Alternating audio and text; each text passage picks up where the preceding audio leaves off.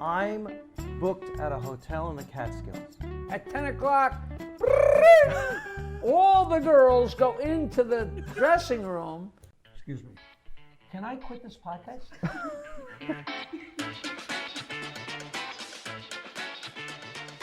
I told Eddie Murphy to stay in college so he'd have something to fall back on. I did great advice. Jackie, how about the lighter side of history? The lighter side. I'm not done laughing at my joke. Okay. I know a lot of things and I share them on the podcast and you don't care. What are we talking about? I can't get a word in edgewise on this show. I mean, it's... Here's how we sell it. Okay.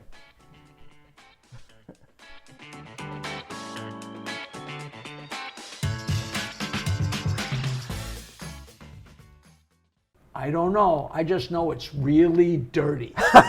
And that's a real conversation. But Jackie, what a launch pad. In those days, it was really dirty. The original Tonight Show with, it wasn't the original Tonight Show, but with Johnny Carson, when he picked up from Jack Paar, he was not allowed to use the word sex, let alone talk about sex. Right. Just like Lucy, you weren't allowed, Lucy was pregnant, you weren't allowed to say the word pregnant. That's right. They had to cover her up and, you know. I mean, boy, have times changed. You can say pretty much anything about sex now on the air. The ethnic jokes are completely verboten now. Right. In this day. That's the way comedy has changed. You know, in the turn of the century, and I didn't know this until I went to see one of my girlfriends, my last girlfriend, had a friend. I hope he's still alive. I doubt if he is, because he was already very old. He was the baby man.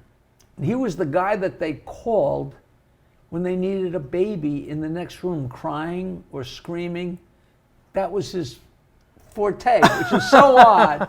But he was the guy. You know, he was the guy that could get that job done and make it exactly like you needed it. But his house was, like he had written a few, maybe episodes of F Troop or something like that. But so he had all this incredible memorabilia. And he had like an Irving Berlin record framed, and it was like something crazily ethnic. I don't remember exactly what it said. All right. But at the turn of the century, comedy was either German professors or Jewish brilliant people or Italian, like everybody had their slot. And like when the Marx Brothers did their first thing, which was called, I think, School Days, the professor had literally one of each kind of kid in his class, but it wasn't disparaging. It was like, you know, that's who they were and what they were. And comedy has changed so much. You can see in an old Marx Brother movie, they're pausing for the laughs in the movie. Right. I was in a film history course out at SUNY Stony Brook in a room with about 60 undergraduates watching the Marx Brothers in Duck Soup. They're not responding, they're not laughing, there's not a sound, they're not getting it. They're simply not getting it. The movie ends, the lights come on, one of the college students turns to me and goes, "Which one is Chico?"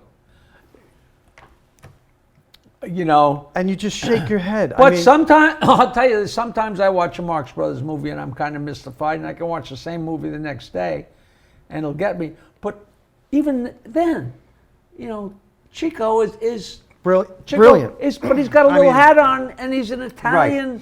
Right. He's a dumb Italian right off the boat, which is like, it's got to be so. I'm waiting for them to cancel the Marx Brothers. You know, like which is. I just have to say this. I recently saw an old show, The Bowery Boys, with Leo Gorcey and Hunts Hall. And you remember that. Of course. And they had the candy store, and Louis owned the candy store, and he's telling a story. And I'm laughing about this for days. I don't know why it hits me like this. And Louis is telling a story, and he goes, I love dry humor. He goes, and I remember that morning, it was drizzling. Man, was it drizzling. It's so ridiculous. It's so silly. And so wonderful. You know? And so wonderful. I mean, I actually knew a guy out in California who, for a while, managed Hunts Hall. Oh. Which is so funny. Like you a go. grown man who was he? Not Satch. Yeah. Satch. You know, just characters. You know. Oh, what a wonderful show. This guy, and I can send you this story. He wrote this story and sent it to his father because his father was a monstrous Milton Berle fan. And the name of the story is I Saw Milton Berle's. Okay, well, that's legendary. But he was with a booking agent, and the agent said, a famous agent named Willie Weber, who was the kind of guy who would get an act, and when the act got decent enough, he'd bail on him like Danny Rose and get a decent agent. But Willie Weber was the grandfather of, what's his name, on the flight sitcom. What Weber? Stephen Weber. Oh, Was yeah, I Stephen remember Weber's him. They grandfather. had that airline out of Nantucket. Right, right. And Wings. Was it called Wings? I think it was. what'd you say it again? The show was called Wings, I think. Oh, Wings. I thought you said Links. I can't hear nothing. Yes, it was definitely that. And I ran into him at an autograph show, and he's a big fan. It really made my day because he was such a nice guy. But this guy, Willie Weber, is like, this guy's name was Frankie Ray Pirelli, and it went by Frankie Ray, and he had been on Ed Sullivan with another guy. They were Aldo and Ray, and he managed Hunts Hall, and then he managed an all-midget orchestra, and then he managed an all-women's orchestra, and then he grew up, he was very close friends with Lenny Bruce. I don't know if you ever saw at my house, I had the signed check for $1 million. You know, it's not Lenny Bruce's signature, but it's a Lenny Bruce's check because this guy's good friends with him. Yes. And this guy Frankie did everything. He owned a comedy club in New Orleans called Wits End, and they found a dead body in the green room. And his partner was Shecky Green. When I met Shecky Green, I said, "Yeah, Frankie Ray's a good friend of mine." He's like, "What?" You know. They found a dead body in the green room? I don't know there's no Google, so Yes. from, who knows. But Frankie was such a character. But Willie Weber said, "I'm going to see Milton Berle. I need to talk to him. Do you want him to tag along?" Like 1948 or something. And his wife had just left him for the band, for Artie Shaw. So I guess he was all depressed and crazy. And they went up and they walked in his room, and he was lying on his bed, naked, smoking a cigar, reading the racing form, and in his fullest of Glory. excitement. And Wow. he said, I walked in the room and it was like, wow, like not only just wow, but wow, and then wow, But so he sent and his father used to say to him, Dad of Milton Berle, he's just so funny. He don't got to say nothing. He just walk out the funny walk. He got that funny walk. I just laugh every time. So then Frankie writes this story and tells his father that you wouldn't believe Papa Milton Berle's sausage. And he says, and his father, first thing his father said was, "Had the biggest sausage. No wonder he's a walk of funny." That's a great story. And folks, this is a story coming from a guy whose nickname in high school was Pigs in a Blanket. All right? Shorty. Let's put it that way. Shorty. Ask the children to leave the room. I never thought I'd say that on this podcast. It was Milton Berle in Hollywood and New York, and it was the actor Victor Mature, who were rumored back in the day to be the two most gifted in that respect. And we talked about Forrest Tucker. And Forrest Tucker from F Troop, which leads Do the me to math. my one of my favorite comedic actors ever, Larry Storch. You know the expression "jump the shark"? It comes out of Happy Days when they had Fonzie actually jump a shark, and then when you watch that, you realize the writers are out of ideas. Right. Or else they all quit. Well, I like to think that some of the shows we grew up with jumped the shark on the first episode. Right. Because they were so ridiculous. Oh, God. My Mother the Car. F Troop, I loved F Troop. And you can't see it very much today. You can see it on YouTube because the politically incorrect treatment of the Native Americans, who I thought But it had a premise. they were and the there was funniest stories. characters on the show. Right. But, toward the end of the run of F Troop, Larry Storch dresses up in a sharp suit, and he's going to manage a band called the Bedbugs. And they're dressed like the Beatles. And here we are, right after the Civil War, and he's managing a band called the Bedbugs that look just like the Beatles. Which is and just so It's fun. just so funny and so ridiculous, but they are really stretching But some of those were actually shows. Like McHale's Navy was a real show. McHale's Navy is not shown as much in reruns. How did anybody ever buy Mr. Ed? You have to. You just have to go with it. You don't Mr. believe Ed it. sliding into home. Oh, come on. It's possible. And then did you ever read about how they made those? They put crushed broken glass under his gums so Ed would go like that. Is that true? Yeah, and it's like you read about that and you're like, ooh, and then from then on, when you see the horse, oh boy. Maybe they put, let's just say it was dried cornflakes. Give them a break. Here's a joke from Mad Magazine. Lassie, whom they referred to on the show as Girl, you go girl, was a male dog because a male collie has a fuller coat and actually looked better on television. And Lassie's friends used to make fun of him because he had to play a girl on TV. But they would exaggerate how smart Lassie was. Lassie! We're stuck here. Go get a screwdriver. And as Lassie's running away, wait, Lassie, don't get a regular screwdriver. Get a Phillips head. Flipper the same way. Flipper was doing nuclear formulas on that show. You know what you get when you cross Lassie with a pit bull? What? You get a dog that chews you to bits and then goes for help. That's a great joke. That's a great joke. I love those jokes. Those crazy shows. It's just fun. So, the Friars Club, which was, for anybody that doesn't know, is a classic show business club started in the early 1900s by George Jessel and Al Jolson. They originally was throwing shows to raise money for charity or homeless or whatever it was, and then they said, let's get a place to do it. And they did these yearly or bi-weekly shows to raise money, and it became a famous club. And I was doing Dial Joke, and Henny Youngman got wind that I had my own Dial Joke. Henny Youngman did the original one for New York City.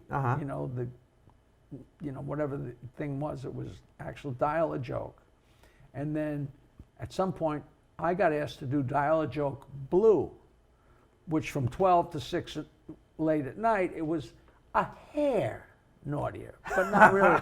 But I had my own Dial a Joke, which and I actually have a cease and desist letter from New York Telephone saying, you can't use the expression Dial a Joke, it's patented. So I had to change it to X-rated joke line. I'm like, I'm one guy with two machines and you're the phone company. But it was with pride. So Henny Youngman finds out that I have my own joke line, and he has a grandson who's on and off every drug in the world. He eventually died. Larry, who's a nice guy. I actually hung around with him and Mark Simone and a bunch of people in the 80s, which is why I'm still friends with Mark Simone, even though we're like this politically. He's an old friend. But Henny wants to see if he can get something going, so he invites me to lunch at the Friars Club, years before I ever thought about, And I went to lunch with Henny Youngman at the Friars Club, and I made him laugh. And I thought it was a classic ad lib. It was very gentle. It wasn't all that funny, but he gave me the nod of approval. We were sitting there, and he kvetched about everything, this, that, the other thing, and he with the napkin here, and and I made fun of him and Rodney for doing that. And now every shirt I got is full of stuff, and I'm like, maybe they had something. But we're sitting there and we're yakking and having so much fun, and he goes, "What happened to our waiter?" And I said, "It's been downhill since high school." And he goes, "You're very funny." I said, "Thank you, honey, thank you."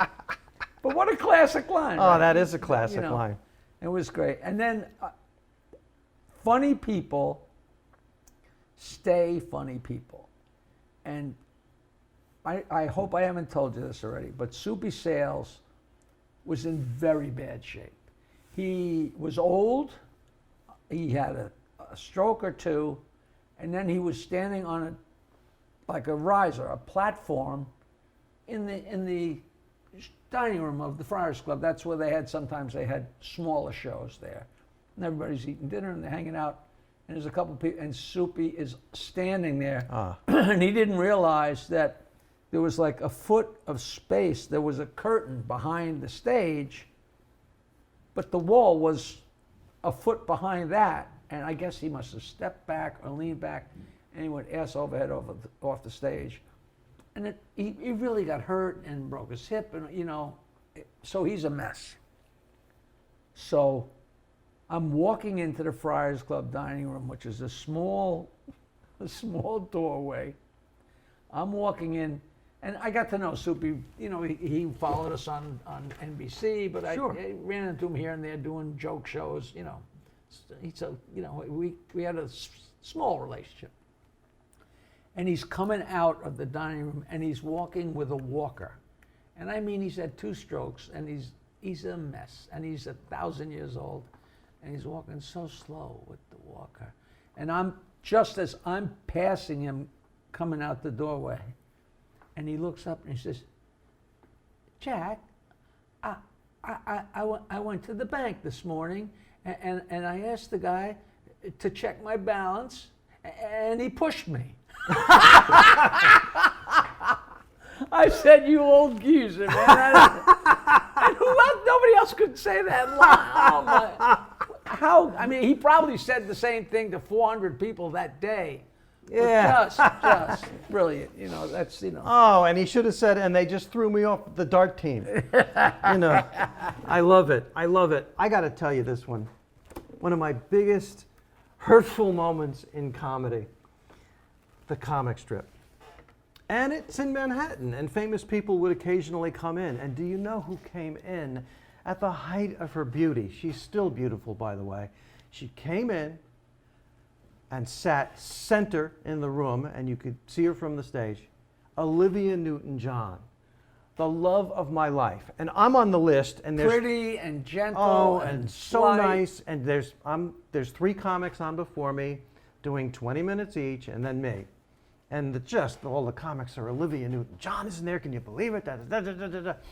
So I'm waiting, I want to get on for Olivia Newton-John. And she stays for these 3 comics at 20 minutes, and she's laughing. So I finally get introduced, and I walk up on stage, and I grab the mic, and I look at Olivia Newton-John. We actually make eye contact, and she stands up and walks out of the club. Oh. And I couldn't even go on for like 2 minutes. Just It was heartbreaking. Heartbreaking. I mean, heartbreaking. And it had nothing to do with you. No, I mean, But it certainly could have been, this guy doesn't look funny. Nobody would ever say that to you, but I would, just to be hurtful. She would have said, "This guy looks preppy," which was what I probably looked like in those days. Oh, I bombed in front of some famous Alan King. Oh, I had a horrible set in front of him, and it was my fault. I was bad that day. But the stories about him being such a dick, like he'd be a Catch a Rising Star writing stuff down. Really? And people say, "What are you doing?" He said, I'm taking some of these jokes. And they're like, "I can't do that." And he said, "I'm Alan King, I do what I want. Nobody's from this toilet's ever getting anywhere." Like that kind of pomposity. That kind of attitude? I mean, it could have been one comic, one time, but like you said, that's what's going to go around, I was working as a maitre d' at the comic strip in the in the early 80s. Yeah, and they have the rope and you see people. Saturday night, first show, it's sold out, and there isn't an empty seat because they're selling every cover charge they can. There's not an empty seat, and there's 15 minutes to go in the first show. And in through the door of the comic strip walks Chevy Chase. Chevy Chase. Okay, he's big. He's left SNL and he's a movie star, and he walks in. And I'll never forget, he's carrying a Budweiser Tall Boy for some reason. You remember the Tall? Sure. And he walks in, and Lucian, the manager, is immediately, "Chevy, how great that you're here. We love you. Welcome. This show is over in less than 15 minutes now, but we will reserve a seat for you for the second show. It's just so great that you're here." And Chevy goes, I want to go in now. And Luke, no, there literally is not a seat. No, we don't have any seats, but and the show's over in a few minutes, but we're going to save you a seat for the second time. I really want to go in now. And Lucian is explaining, I mean, he really came. And Chevy Chase backs away from the rail, walks to the door, throws the Budweiser tall boy against the wall, and says, I bet you wouldn't even let the president in here. And he walks out. And I was standing right there. I saw it. And from everything I've ever heard about him, that's what they say. Right. I mean, that's what they say. But that doesn't take away from his body of work. He's extremely you funny. know, like, I mean, you know, he's extremely funny. Just like, you know, what's happened with Woody Allen doesn't take away from his body of and work. meanwhile, like you said, at the time, he's a red hot movie star. It's not like he's an old bitter guy. No, he was at at the top. I mean, I couldn't believe it. I just stuff like that, you know. Did we talk? We're talking bomb stories. Did I tell you about the Concorde? People, all comics talk about the Concorde because people are rated by how many, because everybody leaves. Because the people are there for the whole weekend. Whatever they're paying, they get to see every show. So they see a show Friday, and they see a show Friday night, and they see the late show. And I worked a couple of those late shows at the Raleigh where, you know, you do 2 jokes and that, you know, they're going to bed, you know. But once you know that, you can live with it. So everybody's, you know, it's 2 sets of double doors at the back of the Concorde in full view of the person on stage. And when they open, of course, all the light comes in. And they would rate you by, was he a 2-door act? Was he a 4-door act? You know, Stewie Stone used to talk about this all the time. Yul Brynner was a 4-door act because this is in the 50s, 60s, whatever. He's a major movie star, and they book him at the Concorde. And I guess he got up on stage with a balalaika and started playing the balalaika, and it was asses and elbows. They couldn't get out quick enough, and they talked about it for years. Oh, Yul Brynner, a 4-door act. So I go there, and I'm on stage, and they don't like me, you know. But you never know, because they might like it, they might not, they don't care, they're just leaving. So I just remember the doors opened up, and I lost half of them. I might have lost 2/3, and I might have lost a third. But in front is a big round table. I never told you there's a big round table with an old babe sitting there. An ugly old woman sitting all by herself, and she looked like Buddy Hackett. Of all the curses for a woman to look like Buddy Hackett. And I do my show, and it's horrible, and most people are gone, and I get off, and she says, you were so great. Because she, you know, I thought you were so much fun, blah, blah, blah. And she said a bunch of nice things, and I guess I must have went up to the maitre d' or somebody. I said, you know, at least somebody liked me. This lady in the front liked me. God, is she ugly? She looks like Buddy Hackett. And he goes, that's Buddy's sister. He said they haven't spoken in 40 years. Wow. She always sits in the front. She loves all the comedians. The dirtier, the better, you know. And do you know what? To this day, I have never Googled to see if Buddy has you know, and I think her name was Sadie or Sophie, like what Mad Magazine would have named Buddy Hackett's sister, you know. A little stumpy, ugly pug face. So funny. But she was so nice. It was, you know, and that was such an oasis in a sea of people leaving, you know. When I was in college at Northwestern, I took a course called Interpretation from a professor named Lilla Heston, who was Charlton Heston's sister and had that same gift, if you want to call it. She looked like Charlton Heston and could easily have played a gladiator. And I was doing a reading, because we did dramatic readings in the class, and unannounced, he walked in and sat in the back of the room when I was reading, and it suddenly went, Hamina. Wow, Charlton Heston. He was such an impressive actor. He did a promo for the college to raise money, and they gave him a script, and they had a big cue card for him to read. He goes, I'm not reading a cue card. You can always tell when somebody's reading. I was there. I saw that. You can always tell when somebody's reading a cue card. So he takes the script, and he goes and he stands in a corner. Hey, a new episode of Standup Memories every Wednesday. How exciting is that? It's starring me, Peter Bales, and right here, Jackie the Joke Man Martling. Please follow us on social media. Search it out. What is it? Me space? MySpace, Your space? TikTok, Instagram, Facebook. Doodah, doodah.